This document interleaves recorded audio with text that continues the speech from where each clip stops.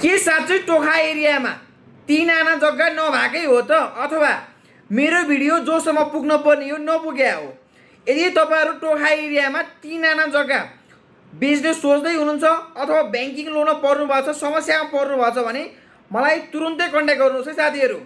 यसमा कुनै एजेन्ट हुनेवाला छैन, डाइरेक्ट क्यास पेमेन्ट हुनेवाला छ, zero commission, no agent, direct cash payment हुनुहुन्छ, एकैचोटि डाइरेक्ट पास हुनेवाला छ। यसमा बायर सेलर तपाईँ हामी मात्रै हुनेछ, तपाईँ बेच्ने हामी किन्ने, डाइरेक्ट क्यास पेमेन्ट हुनेवाला छ।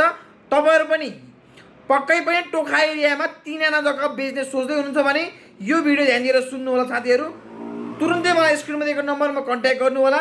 तपाईँहरू यदि जग्गा बेच्न चाहिरहनु भएको छ भने टोखा एरिया तपाईँको यो धनेश्वर एरिया आसपास भयो, बानेटार आसपास, भनौँ तपाईँको यो ग्रान्डी हस्पिटल आसपास, सुदर्शन हाइट आसपास अथवा प्रज्ञान स्कुल आसपास भए पनि भयो।